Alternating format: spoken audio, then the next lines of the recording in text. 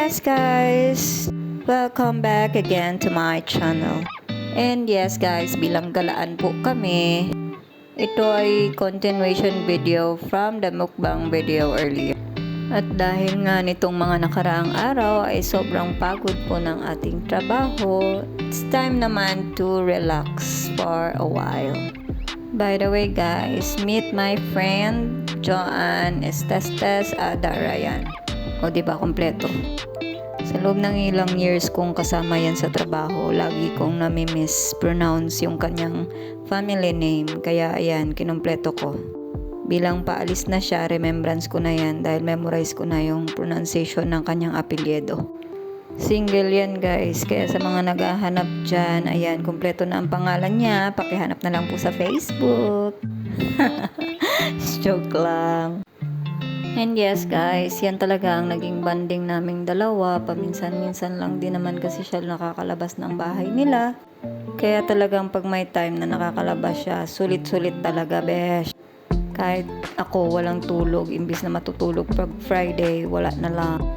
Pero dahil nga pauwi na rin siya, kaya ayan, okay lang naman yan.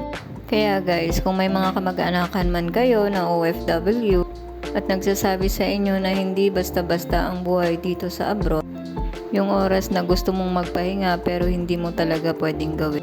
Mga oras na may sakit ka pero walang nag-aalaga sa'yo. At kahit pagod ka, kailangan mo talagang pumasok. Maniwala talaga kayo dyan guys, kasi totoo talaga lahat yan. Syempre nga naman, ang pinunta natin dito, diba, trabaho. Kaya kahit gaano kabigat ang katawan natin, papasok at papasok talaga tayo. At dahil nga mga galaan kami, gagala kami hanggang gabi.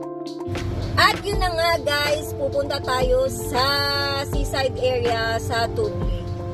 And mag-walking lang at magpipicture. And of course, mag-video tayo for tonight. Bili lang kami ng food. Merienda. And we are finally here at the walkway in Tubli area. Solo namin ito guys kasi walang masyadong tao. Kaya ayan, nakapag-raskal ang lola nyo for tonight. And yes guys, pagka ganitong mga baywalk na to, parang unang may isip mo yung Puerto Princesa. Sobrang minsan masarap bumalik sa pagkabata, diba? Kaso lang, hindi nga katulad doon sa lugar namin na pag sinabing baywalk, may mga vendors dyan sa paligid ng pagkain, may mga nagbabike ng mga bata. Sobrang init dito guys, kaya ayan, nagpahinga kami at kumain ng binili namin. Fries and corn with Pepsi na rin. Sabi ko talaga, minsan gusto ko nang tigilan ng soft drinks, kaya lang, oh my gosh, ganito kainit, talagang hahabol-habulin mo rin talaga siya. Madalas kasi ngayon guys, medyo lumalabo talaga yung paningin ko. Kaya sabi ko baka mamaya mataas na rin ng sugar ko. Kaso nga sobrang tigas ng ulo ko talaga. Kahit anong sabi nila, hindi ko talaga matiis. And yes guys, after namin kumain, hindi na nga rin naman kami tumagal dyan. Dahil nga may dadaanan pa kami at ihahatid pa namin yung kaibigan ko sa bahay ng boss namin.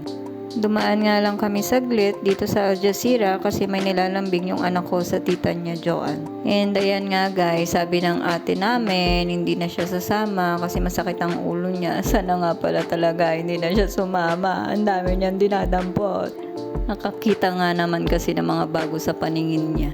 At ayan na nga, ang inuungot ng anak ko sa tita niya Joanne, ang ice cream na kanyang paborito. Yes guys, kung kayo ang may ganito kahabang fridge ng ice cream, lalabas pa ba kayo ng bahay nyo? At oras na nga ng pagtutuos ng bayarin. Pero okay lang kasi kita mo naman din kung gaano sila ka-happy. And we are about to end our video for tonight. Thank you guys for watching. Till the next video. Bye!